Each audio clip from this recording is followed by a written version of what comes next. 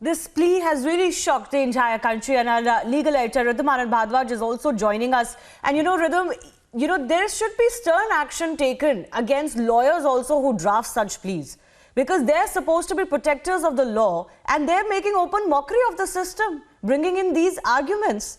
They're bringing it down to such a facetious argument that it cannot be taken seriously in court. It seems that they just want to make excuses for the crime that happened.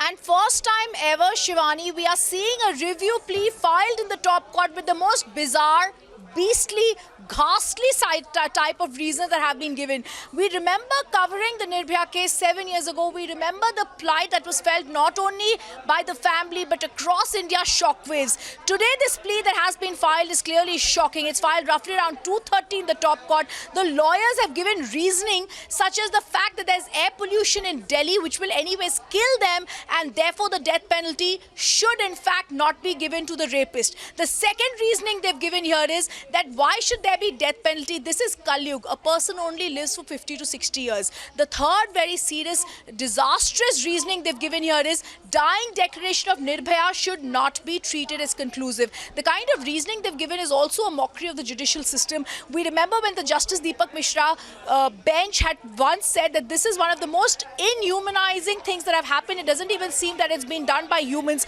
And now a review plea that's filed, right. We're completely shocked at the kind of arguments in it, when they're at one point also saying absolutely that we don't Rhythm, even believe just continue to stay with us. Let's get more reactions that we're getting. Advaita Kala, noted author and activist, is also joining us over the phone line. Advaita, while this is as shocking as it gets, there has to be a limit that is posed to arguments that are made in front of court.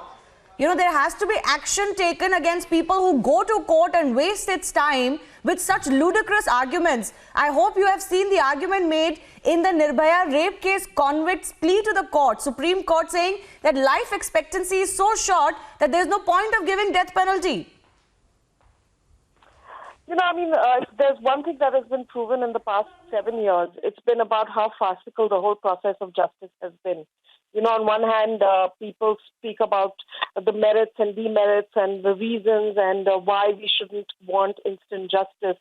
And on the other hand, you see this complete mockery of the process of justice and the carriage of justice, which is being delayed and delayed by really silly, there's no other way to describe these kind of appeals other than silly reasons. And it's infuriating because the crime itself was not silly. It was an extremely brutal crime. It wasn't some sort of minor crime. You had a woman who was brutalized in the most inhumane way. And yet today, because of these processes that we call due process, you have really barbarians making a mockery of the justice system and putting forth reasons for their release or for their commuting of their death sentence, which, even a law student would not suggest. Absolutely. That's the most shocking part, that lawyers are using these tricks and they have absolutely no